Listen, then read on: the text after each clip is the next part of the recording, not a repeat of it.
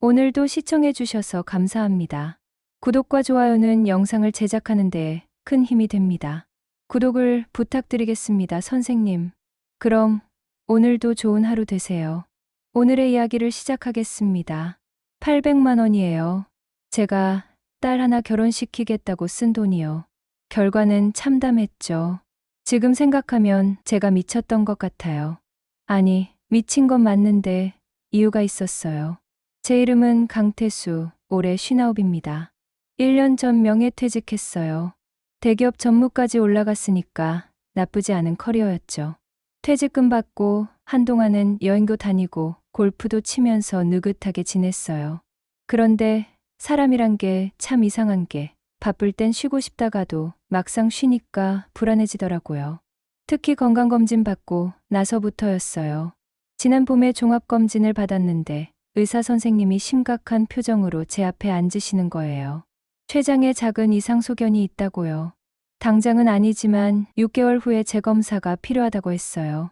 그날 밤 잠이 안 오더라고요. 췌장암이라는 말이 자꾸 머릿속을 맴돌았어요. 인터넷에 검색해보니 생존율이 좋지 않다는 글들이 가득했고요. 물론 확진도 아니었지만 저는 벌써 제 시간을 계산하기 시작했어요. 그러다 문득 딸 생각이 났어요.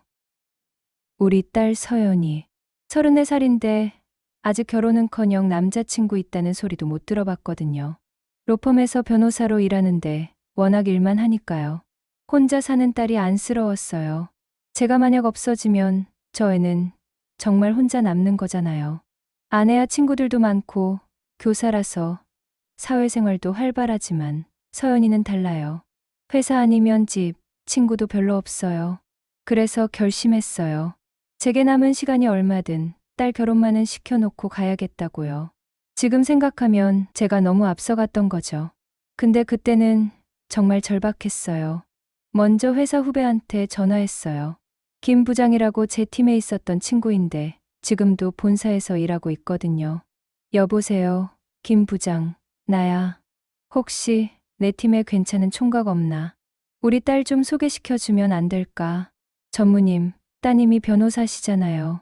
스펙도 좋으신데 굳이 소개팅을요. 그게 워낙 일만 해서 만날 기회가 없나 봐. 도와줘. 김 부장이 며칠 뒤에 연락이 왔어요. 법무팀 차장 한 명이 괜찮다고요. 38배 서울대 나와서 로스쿨까지 나온 인재래요. 조건만 봐도 딱 우리 딸이랑 잘 어울릴 것 같더라고요. 문제는 서연이를 어떻게 설득하느냐였죠. 직접 소개팅이라고 하면 절대 안 나올 게 뻔했어요. 그래서 꾀를 좀 썼어요. 서연아, 이번 주 토요일에 시간 있니? 왜요? 아빠 후배 아들이 법률 자문 좀 받고 싶대. 밥 사고 싶다는데 같이 가자. 법률 자문이요. 무슨 일인데요? 회사 계약건 관련해서 좀 복잡하다는데 자세한 건 직접 들어봐야 할 것 같아. 서연이가 의심스럽다는 표정을 지었지만 결국 승낙했어요. 토요일 저녁 강남에 있는 레스토랑에서 만나기로 했죠. 그날 제가 먼저 가서 김 부장이랑 그 차장이랑 자리를 잡고 앉아 있었어요. 서연이가 들어오는 걸 보는데 차장 눈이 반짝 빛나더라고요. 우리 딸이 원래 예쁘긴 하거든요. 근데 서연이 표정이 점점 굳어지는 게 보였어요. 자리에 앉자마자 제 눈을 똑바로 쳐다보면서 물어요. 아빠, 법률 자문이 뭐예요? 이거 소개팅 아니에요.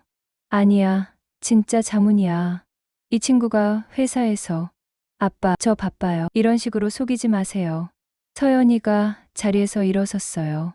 김 부장이랑 차장이 당황해서 어쩔 줄 모르고 있고 저는 얼굴이 화끈거렸죠. 서연아, 잠깐만. 왔는데 밥이라도 먹고 가자. 저 먼저 갈게요. 죄송합니다. 서연이가 그냥 가버렸어요. 저는 그 자리에서 김 부장한테 사과하고 차장한테도 미안하다고 했죠. 얼마나 창피했는지 몰라요. 집에 돌아와서 서연이한테 사과했어요. 근데 서연이 반응이 차갑더라고요. 아빠, 저 정말 결혼 생각 없어요. 앞으로 이런 거 하지 마세요. 그래도 내 나이가 34인데 제 나이가 어때서요? 아빠, 세대랑 달라요. 요즘은 40 넘어서 결혼하는 사람도 많아요. 그래도 엄마 아빠 입장에서는 아빠 입장은 알겠는데요. 제 입장도 좀 생각해 주세요. 전 지금 행복해요. 행복하다고요. 주말에도 회사 가고 명절에도 혼자 지내는 게 행복하다고요. 저는 믿을 수가 없었어요. 하지만 일단 물러섰어요. 너무 밀어붙이면 역효과니까요. 다른 방법을 생각해야 했죠. 그 다음 주에 골프 모임이 있었어요. 은퇴한 임원들끼리 한 달에 한 번씩 만나는 자리거든요. 골프 치고 식사하면서 이런저런 얘기를 나누는데 제가 슬쩍 꺼냈어요. 요즘 고민이 하나 있어서 그러는데 딸 결혼을 시켜야 할 것 같은데 본인이 관심이 없어요. 아, 태수 씨 따님 34이었죠. 요즘 애들은 다 그래요. 우리 세대랑 달라서. 그래도 입장에서는 걱정이 되잖아요. 그때 박 사장님이라고 골프장 운영하시는 분이 끼어들었어요. 우리 아들이 치과의사인데 35이에요. 한번 만나보실래요? 아, 그러면 좋죠. 근데 우리 딸이 소개팅을 싫어해서요. 그럼 자연스럽게 우연을 만들어야죠. 우리 치과에 스케일링 받으러 오시면 어때요? 제가 아들한테 얘기해 둘 테니까. 묘안이었어요. 서연이를 치과에 데려가면 자연스럽게 만날 수 있잖아요. 다음 날 서연이한테 전화했어요. 서연아, 아빠랑 이번 주말에 치과 가자. 치과요? 아빠 치아가 어디 아프세요? 스케일링 좀 받으려고 같이 가면 좋을 것 같아서. 아빠 혼자 가세요. 전 괜찮아요. 요새 치매 예방하려면 보호자 동반이래. 나이 먹으면 기억력이 떨어져서 치료 내용을 까먹는데. 거짓말이었죠. 근데 서연이가 한숨 쉬면서 승낙했어요. 토요일 오전에 치과에 갔어요. 박 사장님 아들이 직접 나와서 저를 진료했고요. 서연이도 옆 진료실에서 스케일링을 받았어요. 진료가 끝나고 박 원장이 커피를 권했어요. 시술 후엔 찬물보다 따뜻한 게 좋으니까 커피나 한잔하고 가세요. 옆에 카페 있어요. 자연스러웠어요. 서연이도 거부할 이유가 없었죠. 우리 셋이 카페에 앉아서 커피를 마시는데 서연이 눈빛이 점점 차갑게 변하는 게 느껴졌어요. 한 20분 정도 지났을까요? 서연이가 갑자기 일어났어요. 죄송한데요. 저 급한 일이 생겨서 먼저 가볼게요. 벌써. 네. 회사에서 연락 왔어요. 서연이가 나가더니 곧바로 제 핸드폰에 문자가 왔어요. 아빠 치매 예방은 정직이 우선이에요. 이런 내용이었죠. 들켰어요. 박 원장한테 미안하다고 하고 저도 일어났죠. 집에 돌아오니 서연이가 이미 와 있었어요. 화가 잔뜩 난 표정이었죠. 아빠, 이제 정말 그만하세요. 저 결혼 안 할 거예요. 서연아, 아빠가 그래도 왜 제 말을 안 믿으세요? 전 정말로 결혼할 생각이 없다니까요. 넌 지금 젊어서 그렇게 생각하는 거야. 나중에 혼자 늙으면 외로워. 제가 외롭든 말든 그건 제 선택이에요. 아빠가 정할 일이 아니라고요. 서연이가 방으로 들어가 버렸어요. 그날 저녁 내내 말이 없었죠. 아내 미숙이 저한테 조심스럽게 말했어요. 당신 너무 심한 거 아니에요. 서연이 스트레스 받잖아요. 내가 다 서연이 잘 되라고 하는 건데. 서연이 잘 되라고요.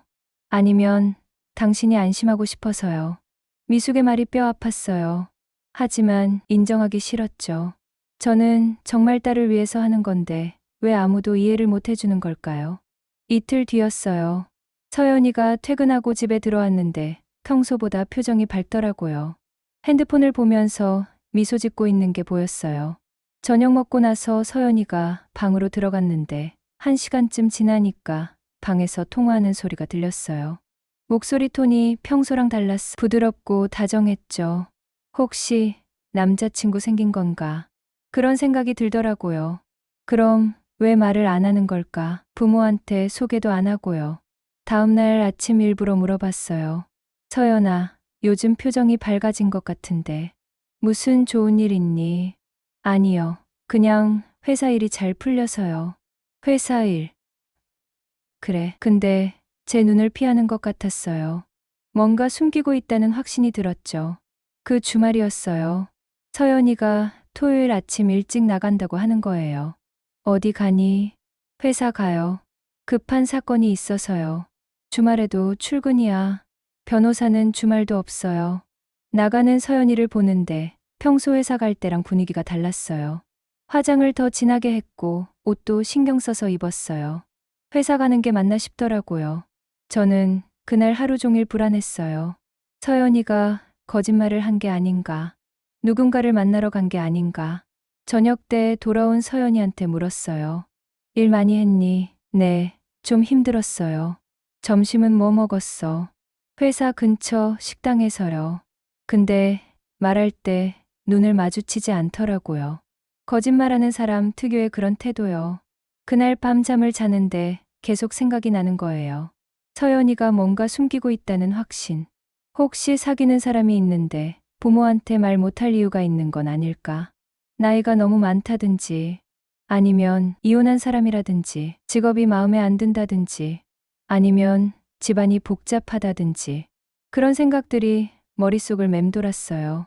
다음 날 아침, 저는 결심했어요. 확실하게 알아봐야겠다고요. 월요일 아침 일찍 집을 나섰어요. 아내한테는 골프 간다고 했죠. 실은 압구정에 있는 결혼정보회사로 가는 길이었어요. 인터넷에서 검색했더니 VIP 결혼정보회사라는 게 있더라고요. 가입비가 비싸긴 한데 확실한 사람들을 소개시켜준다고 했어요. 저는 뭐든 제대로 하고 싶었어요.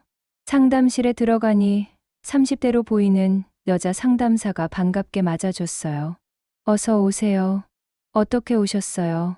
딸 결혼 상담 받으러 왔습니다. 아, 따님 결혼이시군요. 따님 연세가 어떻게 되세요? 34입니다. 변호사고요. 상담사 눈이 반짝 빛났어요. 변호사시라니 정말 좋은 조건이시네요. 저희 회원 중에 매칭 가능한 분들이 많을 것 같아요. 상담사가 태블릿을 꺼내서 설명을 시작했어요. 가입비가 800만 원이래요. 처음엔 좀 놀랐죠. 근데 생각해보니 딸 평생 결혼이잖아요. 이 정도는 투자할 만하다고 생각했어요. 따님께서 동의하신 건가요? 아, 그건 제가 설득할 겁니다. 그렇군요. 근데 보통은 본인이 직접 오셔서 상담을 받으시는데요. 우리 딸이 워낙 바빠서요. 제가 대신 등록하고 괜찮은 분 있으면 소개시켜 드릴게요. 상담사가 잠깐 망설이더니 고개를 끄덕였어요. 알겠습니다. 그럼 따님, 프로필부터 작성해 볼까요? 서연이 사진은 제가 몰래 인스타그램에서 캡처한 걸로 보냈어요. 학력, 직업, 키, 외모 이런 거 다 적었죠. 상담사가 흡족하다는 표정으로 고개를 끄덕였어요. 정말 좋은 프로필이세요. 의사, 변호사, 대기업 임원 이런 분들 소개 많이 들어올 것 같아요. 그럼 빨리 좀 부탁드립니다. 결제를 마치고 나오는데 기분이 좀 이상했어요. 뭔가 제대로 하고 있는 건가 하는 생각도 들었지만 일단 저질렀으니 끝까지 가봐야죠. 며칠 뒤 상담사한테 연락이 왔어요. 남성 프로필 5명을 보내왔더라고요. 제가 하나하나 검토를 했어요. 첫 번째는 39세 외과 전문의, 키 178에 서울대 의대 출신. 괜찮아 보였어요. 두 번째는 40세 대기업 부장. 연봉이 좋더라고요. 세 번째는 36 변호사. 같은 직종이니까 대화도 잘 통하겠죠. 근데 문제는 서연이를 어떻게 만나게 하느냐였어요. 또 소개팅이라고 하면 절대 안 나올 게 뻔하니까요. 그때 생각난 게 미술관이었어요. 서연이가 대학 때 미술사 수업을 듣더니 가끔 미술관 간다고 했거든요. 거기서 우연을 만들면 되겠다 싶었어요. 상담사한테 전화했어요. 다음 주 토요일 오후 3시에 국립현대미술관에서 만날 수 있게 주선해 주실 수 있나요? 제가 딸이랑 미술관 갈 건데 그 외과 전문의분이 우연히 거기 계시면 어떨까 싶어서요. 아, 자연스러운 만남으로 연출하시겠다는 거네요. 괜찮은 방법이에요. 제가 그분께 말씀드릴게요. 그날 저녁 서연이한테 제안했어요. 서연아, 다음 주 토요일에 아빠랑 미술관 갈래? 미술관이요. 갑자기요. 응, 아빠도 문화생활 좀 해야 할 것 같아서. 같이 가면 좋잖아.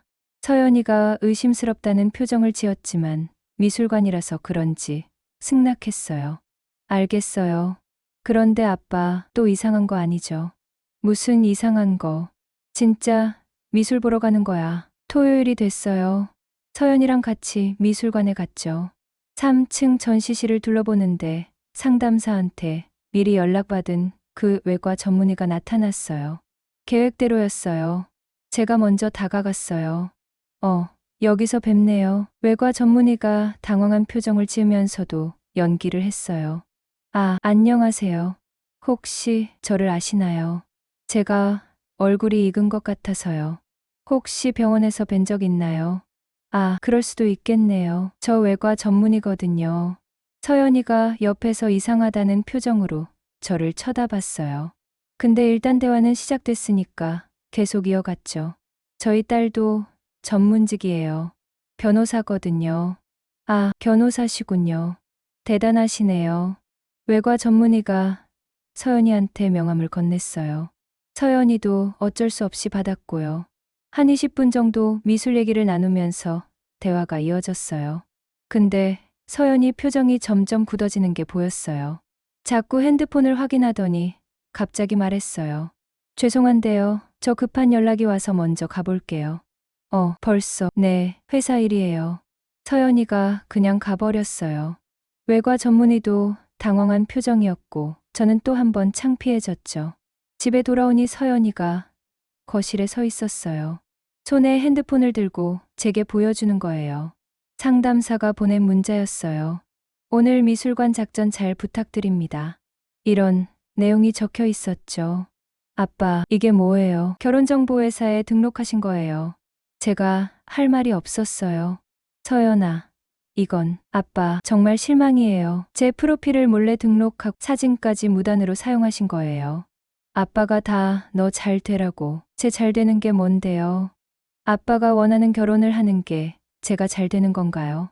그게 아니라 아빠, 전 정말 화났어요. 제 동의도 없이 800만 원이나 쓰시고 이렇게까지 하시는 게 사랑인가요? 서연아, 저 당분간 집에 안 들어올게요. 아빠 좀 진정하실 때까지요. 서연이가 짐을 싸서 나가버렸어요. 아내 미숙이 저를 쳐다보는 눈빛이 차가웠어요. 이제 만족하세요. 딸까지 잃었잖아요.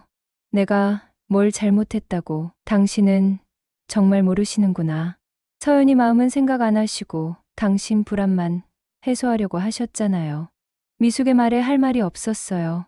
근데 인정하기 싫었죠. 그날 밤 잠을 못 잤어요. 서연이가 친구 집에 간 건지 아니면 다른 데 간 건지 알 수가 없었어요. 전화를 해도 안 받고 문자를 보내도 답이 없었어요. 며칠이 지났어요. 서연이는 여전히 집에 안 들어왔어요. 회사는 다니는 것 같았는데 저한테는 연락이 없었죠. 그러던 어느 날 아침이었어요. 제 이메일로 신용카드 사용 내역이 왔더라고요.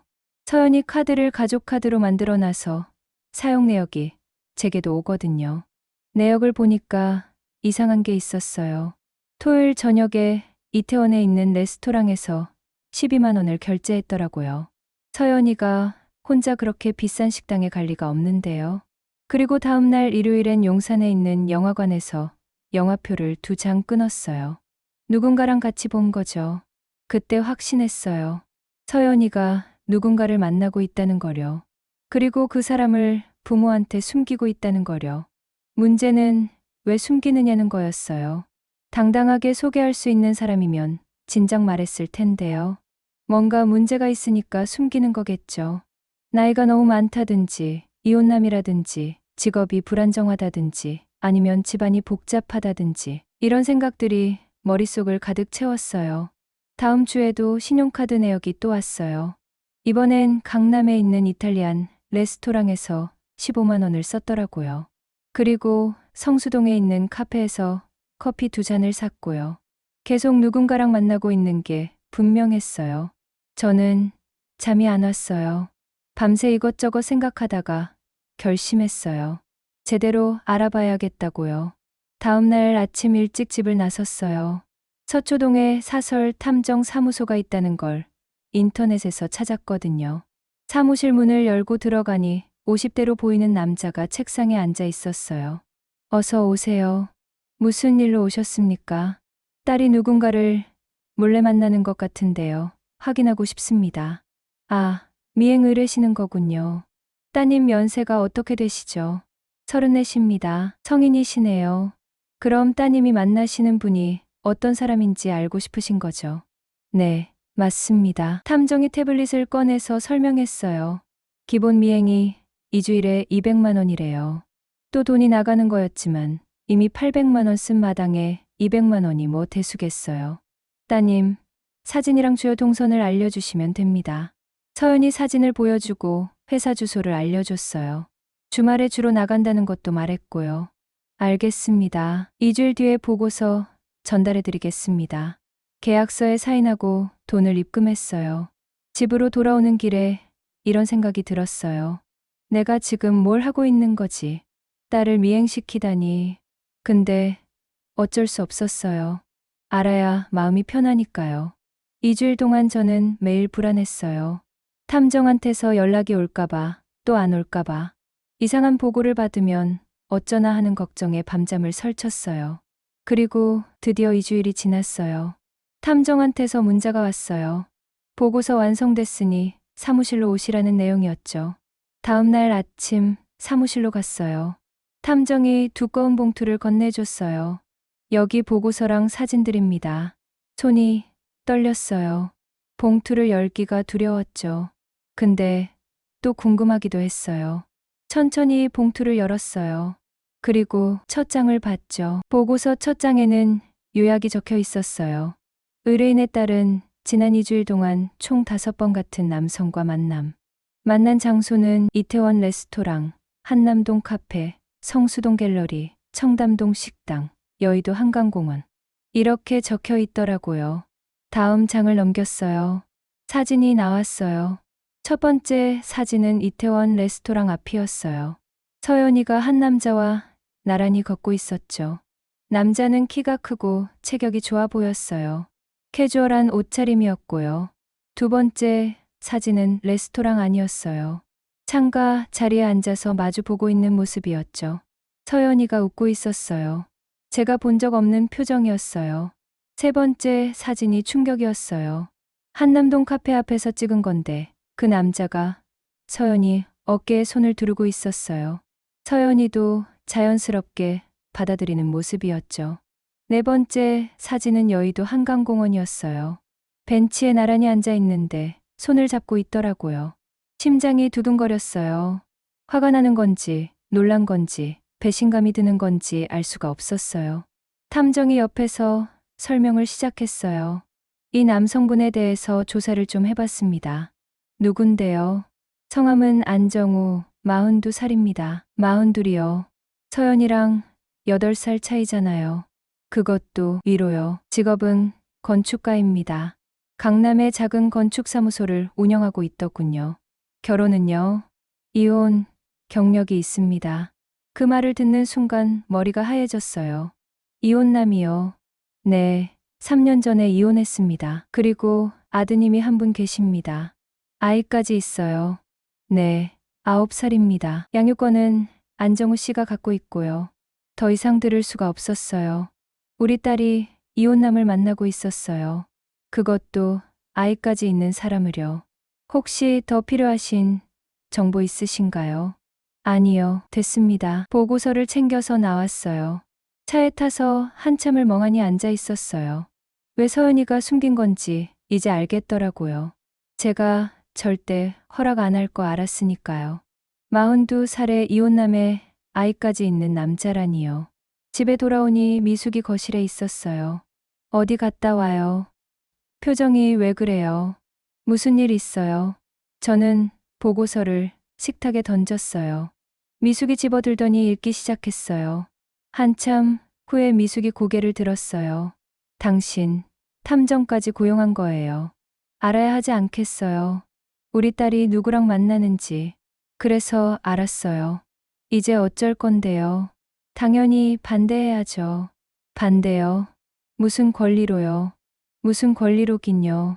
난 서연이 아빠고 서연이 인생이 걱정돼서 그러는 거예요. 서연이 인생이 걱정이요. 아니면 당신, 체면이 걱정인 거예요. 미숙의 말이 또 뼈 아팠어요. 체면은 무슨.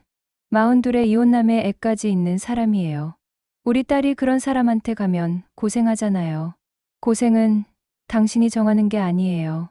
서연이가 행복하면 그걸로 된 거예요. 행복. 의붓엄마 되는 게 행복인가요?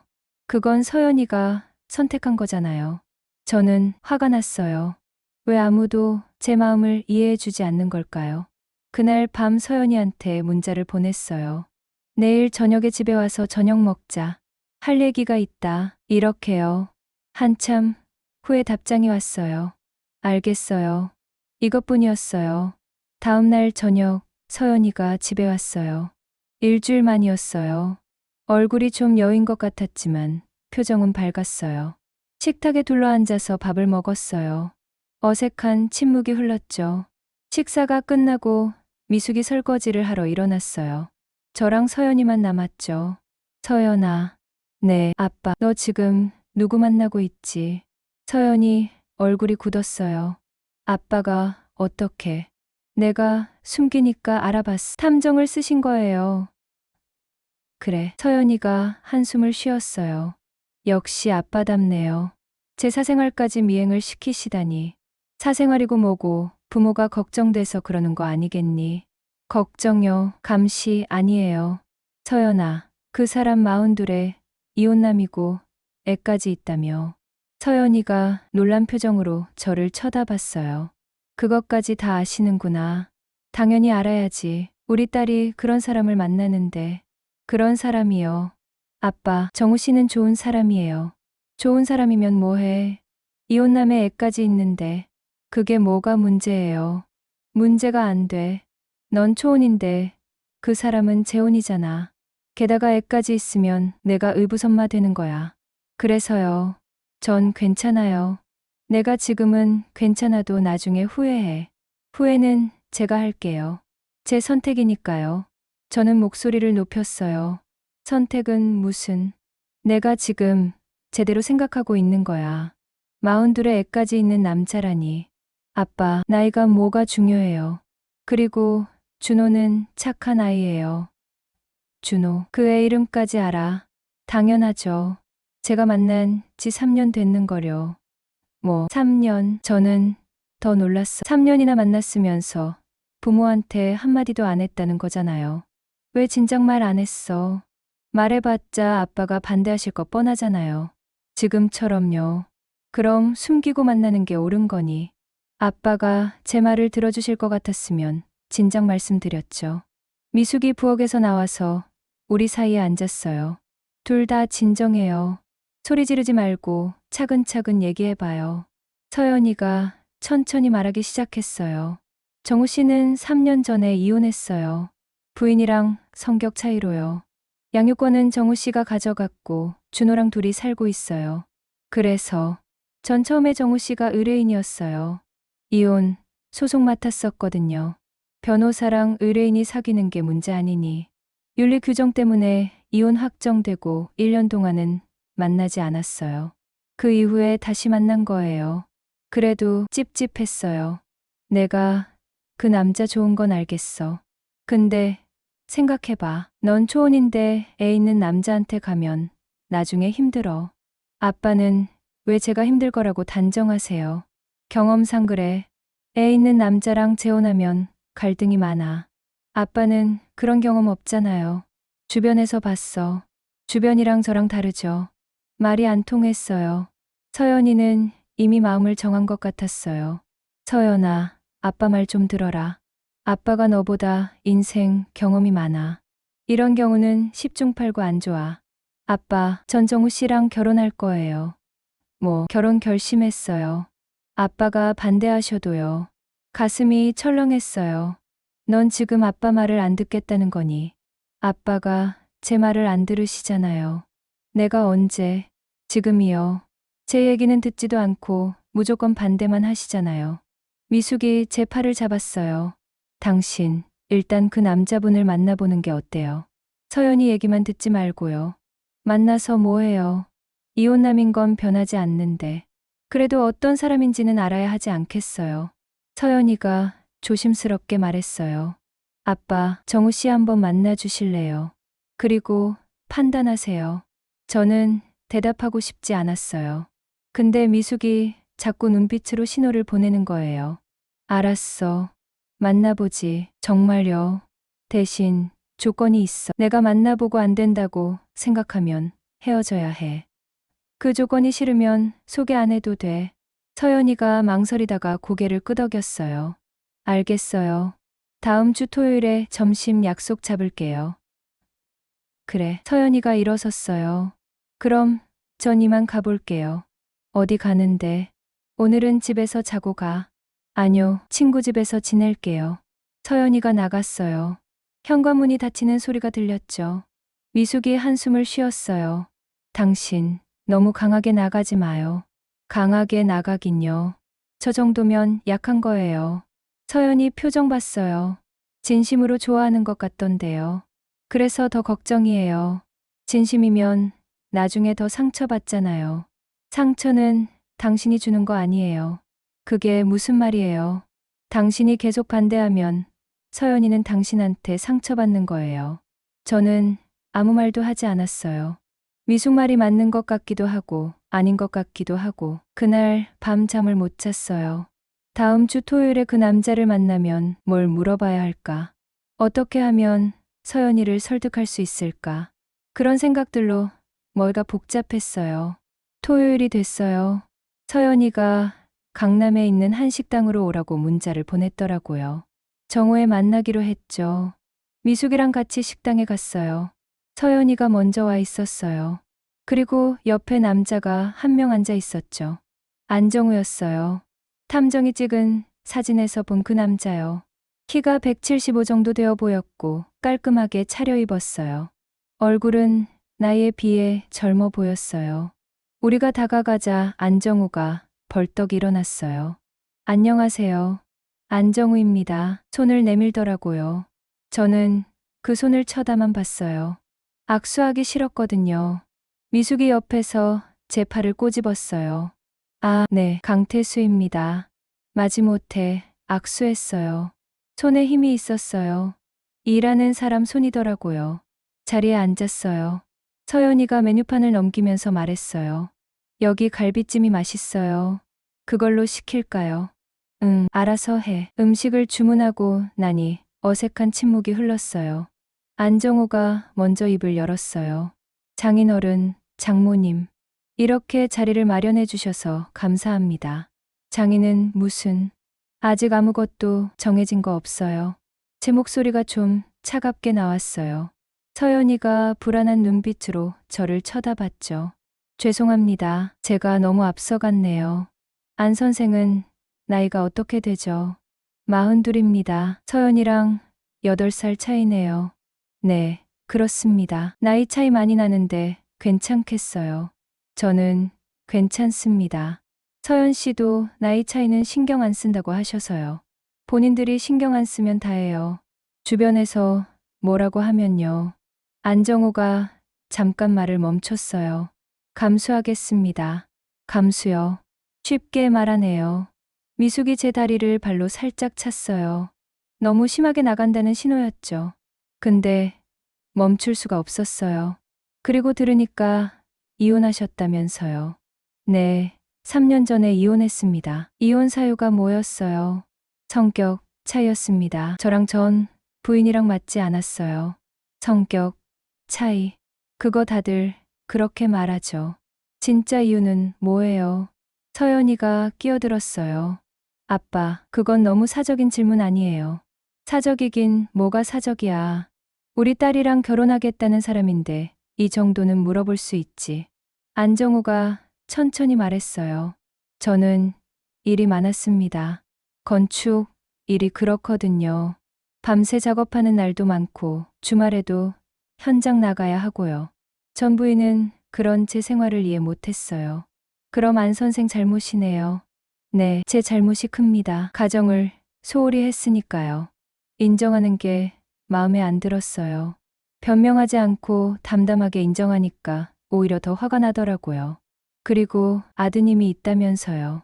네, 준호라고 9살입니다. 양육권은 안 선생이 가졌다고 들었어요. 네, 제가 키우고 있습니다. 전 부인은요. 미국에 있습니다. 재혼했고요. 그럼 애 엄마 없이 키우는 거네요. 네, 그렇습니다. 힘들겠어요. 힘들긴 하지만 제 아들이니까요. 그때 음식이 나왔어요. 갈비찜이랑 반찬들이 상에 가득 차려졌죠. 식사를 하면서도 저는 계속 질문을 던졌어요. 수입은 어느 정도 되나요? 서연이가 제지했지만 저는 계속했어요. 물어볼 수 있는 거 아니야. 우리 딸 먹여 살릴 수 있는지 확인해야지. 안정우가 대답했어요. 건축사무소 운영하고 있고 직원이 5명 있습니다. 수입은 1년에 약 7천 정도 됩니다. 7천, 나쁘지 않네요. 근데 애 키우고 사무실 운영하면 남는 게 없을 텐데요. 저축은 조금씩 하고 있습니다. 집은요, 분당에 아파트 하나 있습니다. 전세 끼고 있고요. 전세요. 그럼 빚이 있다는 얘기네요. 그렇게 볼 수도 있죠. 미숙이 제 팔을 잡았어요. 당신, 그만해요. 식사나 해요. 저는 입을 다물었어요. 근데 머릿속으로는 계속 계산이 되더라고요. 42에 이혼남의 애까지 있고 집도 전세고 우리 서연이가 왜 이런 사람을 선택했을까? 식사가 끝나고 커피를 마셨어요. 안정우가 조심스럽게 말했어요. 장인어른, 제가 조건은 좋지 않습니다. 이혼했고 아이도 있고요. 근데 서연 씨를 정말 사랑합니다. 사랑요. 사랑으로 밥 먹고 살아요. 그건 아니지만 사랑 없이는 힘든 일들을 버틸 수 없을 것 같습니다. 무슨 힘든 일요? 결혼 생활이 그렇잖습니까? 좋을 때만 있는 게 아니니까요. 맞는 말이긴 했어요. 근데 인정하기 싫었죠. 우리 서연이가 안 선생 아들 의부선마 되는 거 알고 있죠? 네, 알고 있습니다. 준호한테도 얘기했어요. 애가 뭐래요? 처음엔 낯설어 했는데 서연 씨를 몇 번 만나고 나서는 좋아하더라고요. 벌써 만났어요. 서연이가 고개를 끄덕였어요. 네, 아빠. 준호 3번 만났어요. 착한 아이예요. 내 동의도 없이 남의 애를 만난 거야. 아빠 동의가 왜 필요해요? 제 일인데요. 저는 화가 치밀었어요. 모든 게 제 허락 없이 진행되고 있었어요. 서연아, 나가자. 안 선생, 오늘은 이만 가보겠습니다. 자리에서 일어났어요. 안정우도 따라 일어났죠. 장인어른, 오늘 불편하게 해드려서 죄송합니다. 제가 부족한 사람이라는 거 압니다. 그래도 서연 씨만큼은 잘 모시겠습니다. 저는 대답 안 하고 돌아섰어요. 밖으로 나왔죠. 주차장에서 서연이가 물었어요. 아빠, 정우 씨 어떠셨어요? 글쎄, 좋은 사람이잖아요. 좋은 건 알겠어. 근데 내 상대로는 안 맞아. 나이도 많고 이혼남이고 애까지 있고 무엇보다 내가 고생할 게 뻔해. 고생은 제가 할게요. 넌 모르니까 그래. 의붓자식 키우는 게 얼마나 힘든지. 아빠는 해보셨어요. 안 해봐도 알아. 아빠, 전정우 씨랑 결혼할 거예요. 아빠가 반대하셔도요. 너 지금 부모 말 안 듣겠다는 거지. 아빠가 제 말을 안 들으시잖아요. 미숙이 우리 사이에 끼어들었어요. 둘 다 그만해요. 여기서 싸우지 말고. 서연이가 돌아섰어요. 전 먼저 갈게요. 서연아. 서연이가 택시를 잡아타고 가버렸어요. 미숙이 한숨을 쉬었어요. 당신, 조금만 부드럽게 할 수 없었어요. 부드럽게요. 저 정도면 참은 거예요. 참은 게 저 모양이에요. 안 선생 얼굴 봤어요. 얼마나 긴장했는지. 긴장하는 게 당연하죠. 이혼남이 초혼인 여자한테 가는 건데. 당신은 왜 그렇게 이혼이 문제예요? 요즘 재혼 많아요. 많으면 뭐해요? 우리 딸은 초혼인데 그게 뭐가 중요한데요? 중요하죠. 같은 초혼끼리 만나는 게 맞는 거예요. 미숙이 고개를 저었어요. 당신 고집 참 세네요. 집으로 돌아왔어요. 저는 서재에 들어가서 혼자 앉아 있었어요. 안정우라는 남자가 나쁜 사람은 아닌 것 같았어요. 예의도 바르고 솔직했고요. 근데 그게 문제가 아니었어요. 우리 서연이가 왜 굳이 저런 사람을 선택했을까? 조건 좋은 남자들이 얼마나 많은데요. 그날 밤 서연이한테 전화가 왔어요. 오늘 정우 씨 만나보셨잖아요. 어떠셨어요? 나쁜 사람은 아닌 것 같더라. 그럼요. 근데 내 상대로는 안 맞아. 서연아, 아빠 말 좀 들어라. 초혼끼리 만나는 게 맞아. 애 있는 남자한테 가면 나중에 후회해. 전 후회 안 해요. 지금은 그렇게 생각해도 나중엔 달라. 아빠는 왜 제 미래를 단정하세요? 제가 어떻게 살지는 제가 아는데. 너보다 아빠가 인생 경험이 많아. 이런 경우는 10중 8구 안 좋아. 서연이 목소리가 떨렸어요. 전정우 씨랑 행복할 거예요. 그러니까 축복해 주세요. 축복은 무슨? 내가 허락 안 한다. 아빠가 허락 안 하셔도 결혼할 거예요. 죄송하지만 전체 인생 살 거예요. 전화가 끊겼어요. 저는 핸드폰을 내려놓고 한참을 멍하니 앉아 있었어요. 결혼을 시키고 싶어서 800만 원을 썼는데 정작 딸은 제가 반대하는 남자랑 결혼하겠다고 하네요. 이게 뭔가 싶었어요. 제가 뭘 잘못한 걸까요? 며칠이 지났어요. 서연이는 집에 들어오지 않았어요. 전화도 문자도 없었고요. 미숙이 저한테 말했어요. 당신, 서연이한테 사과해요. 내가 뭘 잘못했다고 너무 강하게 나갔잖아요. 강하게요. 저 정도는 기본 아니에요. 기본이 저 모양이면 어떡해요. 딸이 집에도 안 들어오는데 들어오기 싫으면 말고 말은 그렇게 했지만 사실 마음이 안 좋았어요. 서연이 얼굴이 보고 싶더라고요. 그 주 금요일이었어요. 제가 집 근처 마트에 장을 보러 갔어요. 계산하고 나오는데 누가 제 어깨를 툭 쳤어요. 돌아보니 안정우였어요. 손에 장바구니를 들고 있었죠. 장인어른, 안녕하세요. 아, 네, 장 보러 오셨어요. 어색했어요. 뭐라고 말을 해야 할지 모르겠더라고요. 혹시 시간 되시면 커피 한 잔 하실래요? 아니, 바빠서 10분만요. 할 말이 있습니다. 안정우 표정이 진지했어요. 저는 고민하다가 고개를 끄덕였어요. 마트 옆 카페로 갔어요. 커피를 주문하고 자리에 앉았죠. 안정우가 먼저 입을 열었어요. 장인어른, 제가 오늘 이렇게 찾아뵌 건 부탁드릴 게 있어서입니다. 무슨 부탁인데요? 준호를 한번 만나주시면 안 될까요? 준호요. 안 선생 아들. 네, 제 아들입니다. 저는 난처했어요. 애를 만나면 정이 들 것 같았거든요. 그럴 필요 있나요? 있습니다. 장인어른이 준호를 만나보시면 생각이 조금 달라지실 것 같아서요. 무슨 생각이요? 저희 가족에 대한 생각이요. 저는 대답하지 않았어요. 안정우가 계속 말했어요. 준호는 착한 아이예요. 서연 씨도 정말 좋아하고요. 한 번만 만나주세요. 부탁드립니다. 안정우가 고개를 숙였어요. 저는 잠시 고민했어요. 만나봤자 달라질 건 없을 것 같았지만 거절하기도 뭐했어요. 알겠어요. 한번 만나보죠. 정말요. 감사합니다. 안정우가 환하게 웃었어요. 그 웃음이 왜인지 마음에 걸렸어요. 다음 주 일요일에 만나기로 했어요. 안정훈의 집으로 가기로 했죠. 분당에 산다고 했으니까 1시간 정도 걸렸어요. 아파트 앞에 도착했을 때 안정우가 나와서 기다리고 있었어요. 장인어른, 오시느라 수고하셨습니다. 엘리베이터를 타고 15층으로 올라갔어요. 문을 열고 들어가니 깔끔하게 정리된 집이 보였어요.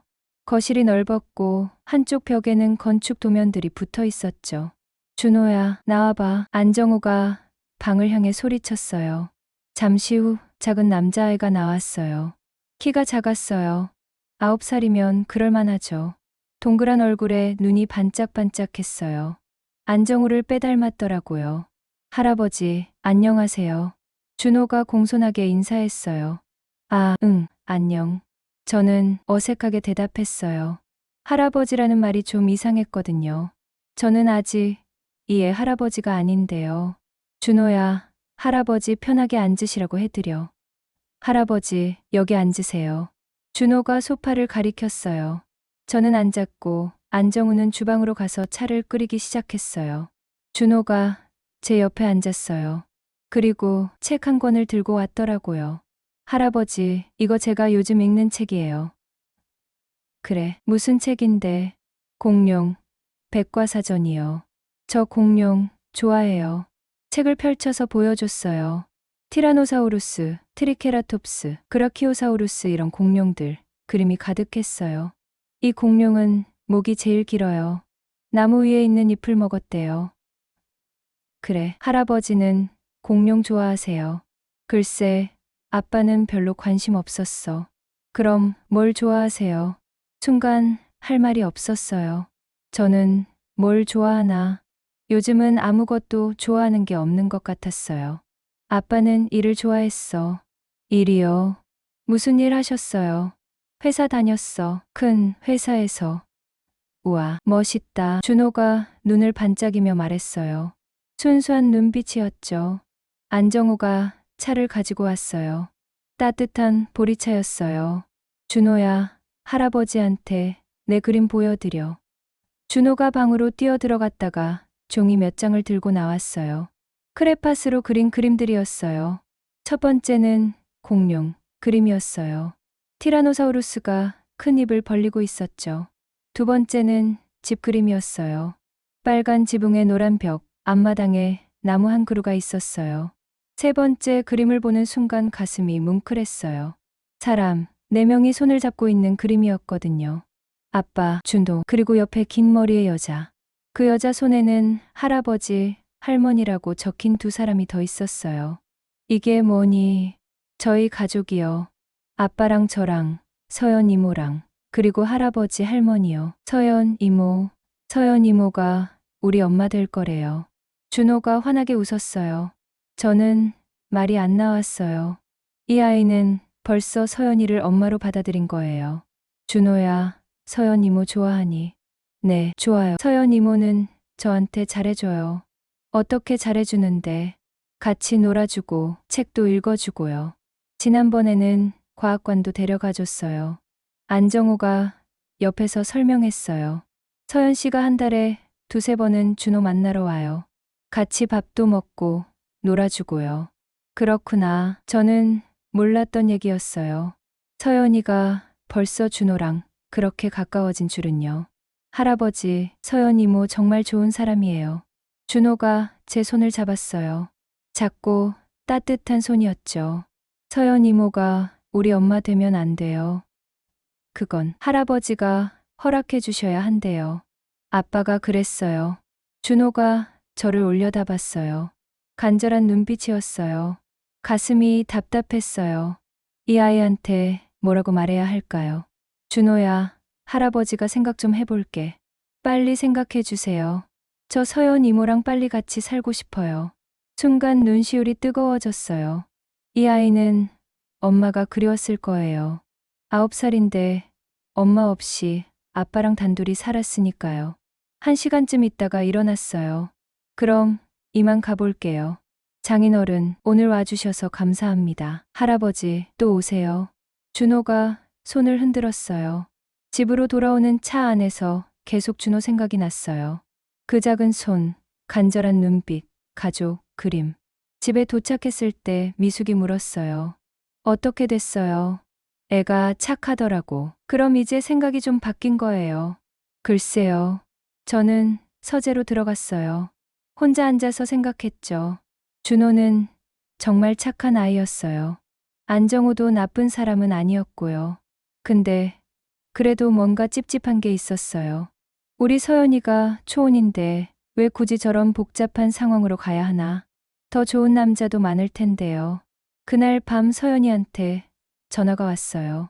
아빠, 준호 만나셨다면서요. 응, 만났어. 어땠어요? 착한 애더라. 준호 정말 착해요. 그래. 잠시 침묵이 흘렀어요. 아빠, 그럼 이제 결혼 허락해 주시는 거예요. 서연아, 아빠가 물어볼게. 넌 정말 행복할 수 있겠니? 의부선마 되는 거. 네, 행복할 수 있어요. 지금은 그렇게 생각해도 나중엔 후회할 수도 있어. 아빠는 왜 자꾸 제가 후회할 거라고 하세요? 경험상 그래. 아빠 경험이 제 인생은 아니잖아요. 또 말이 안 통했어요. 서연아, 아빠가 반대하는 건 다 너 생각해서야. 아빠, 생각 아니에요. 아빠 본인 생각이에요. 제 걱정하는 척 하면서 사실은 아빠가 불안한 거예요. 무슨 소리야. 건강검진 결과 나온 후로 이상해지셨잖아요. 갑자기 제 결혼에 집착하시고. 서연이 말에 할 말이 없었어요. 아빠가 불안하니까 저라도 안정시켜 놓으려는 거예요.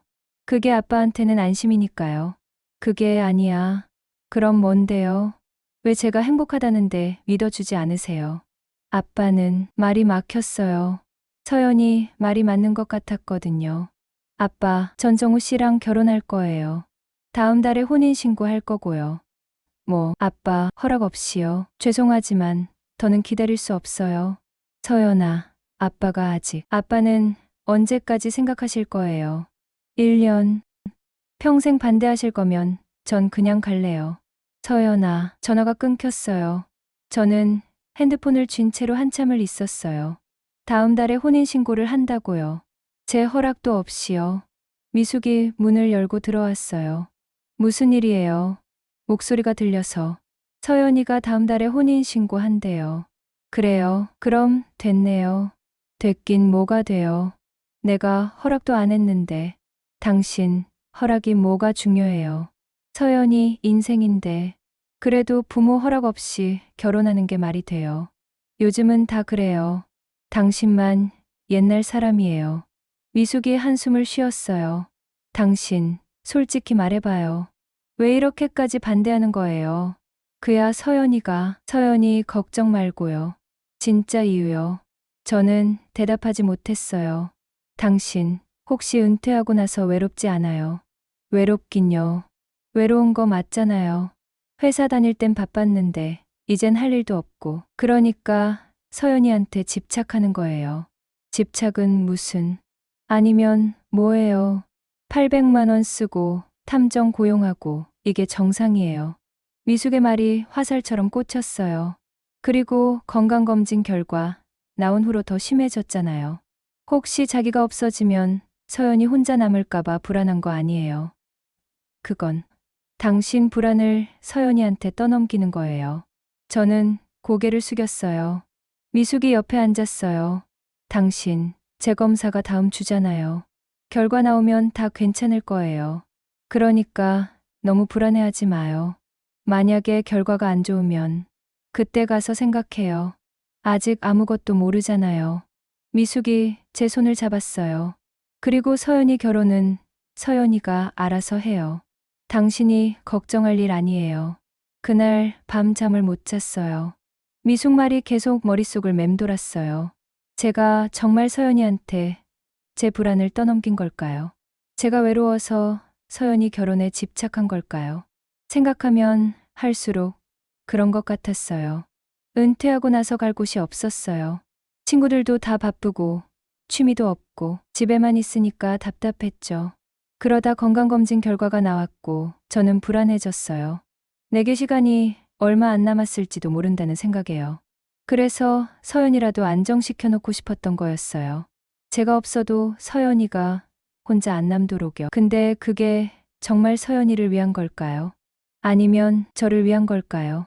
다음 주 월요일이었어요. 병원에 재검사 받으러 갔어요.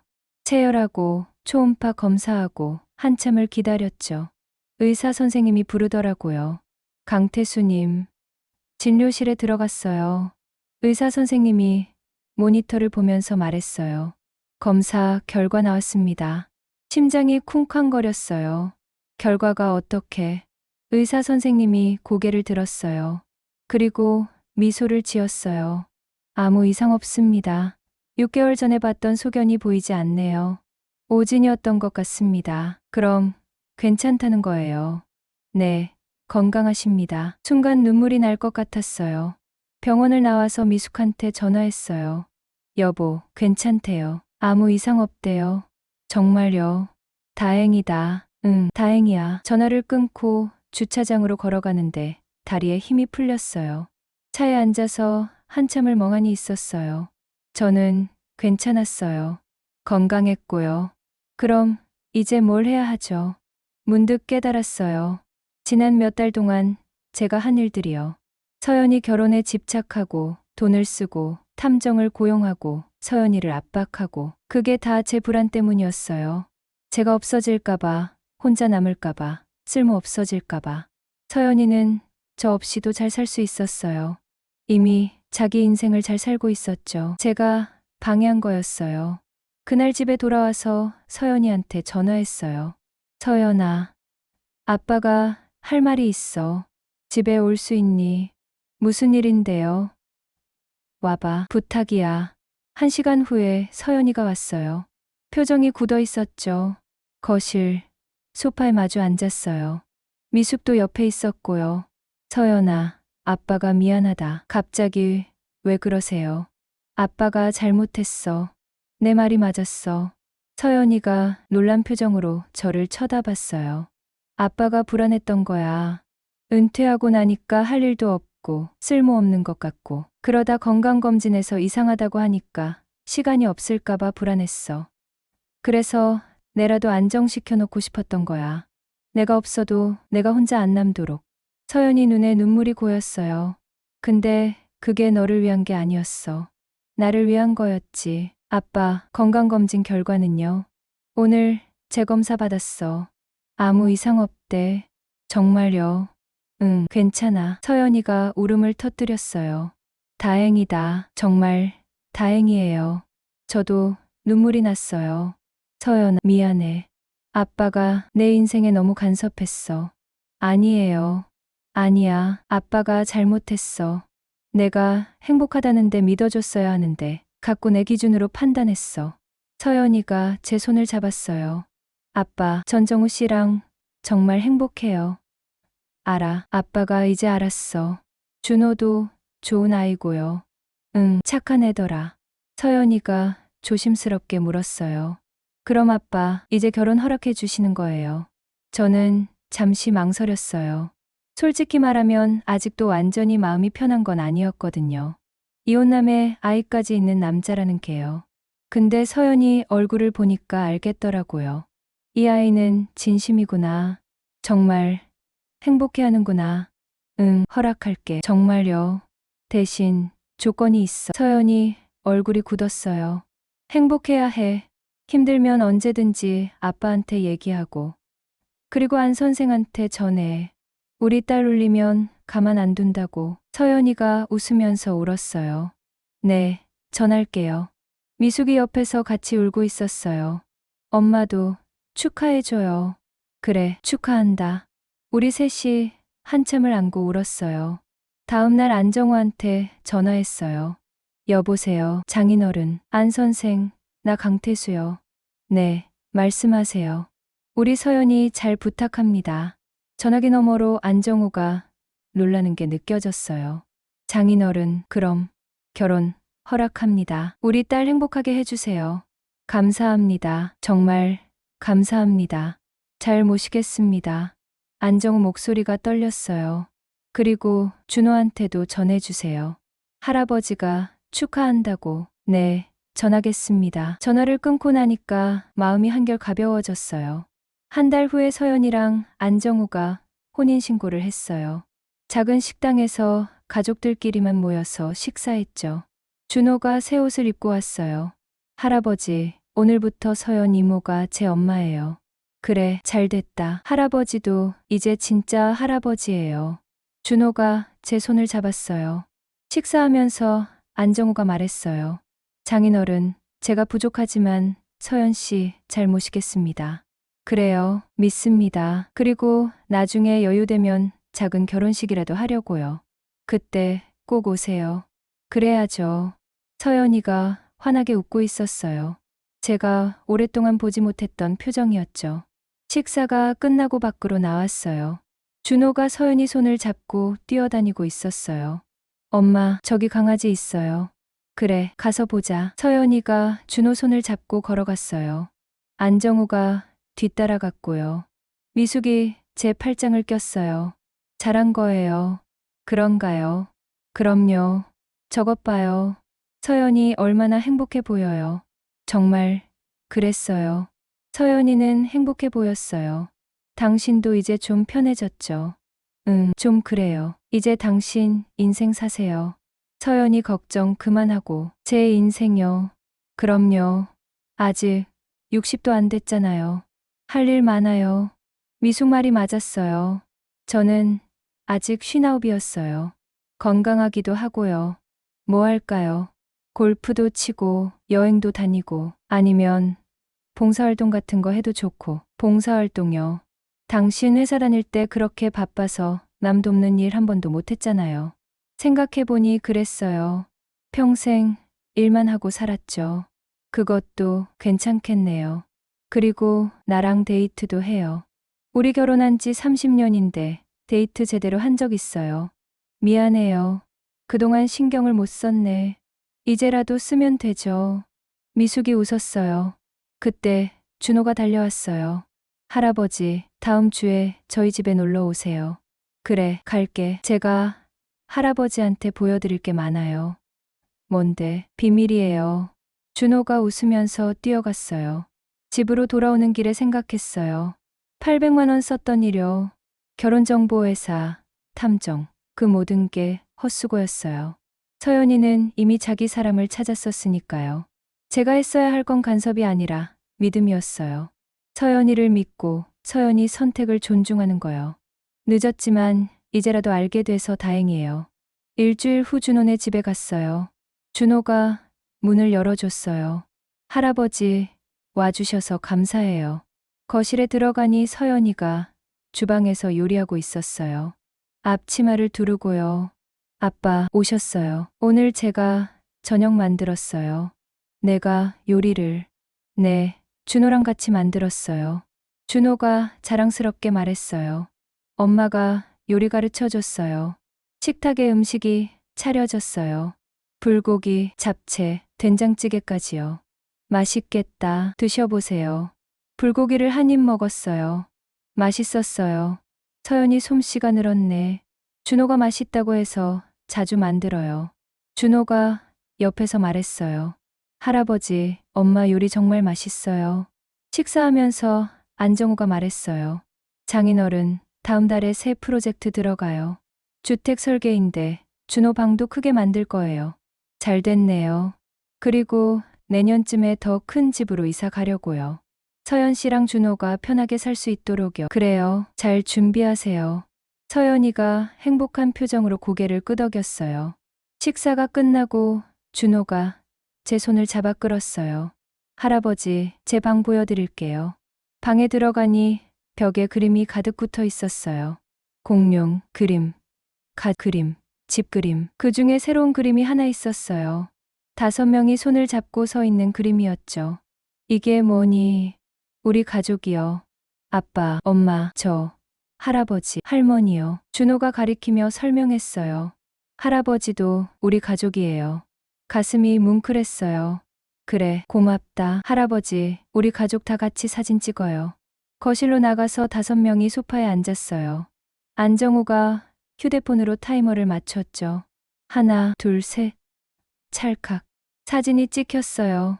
집으로 돌아와서 그 사진을 미숙한테 보여줬어요. 잘 나왔네요. 당신, 표정 좋아요. 오랜만에 편안하게 웃는 얼굴 보네요. 정말, 그랬어요. 사진 속 제 얼굴은 편안해 보였어요. 그날 밤 잠자리에 들면서 생각했어요. 결혼시키겠다고 800만 원 썼는데 결과는 제가 원했던 것과 달랐어요.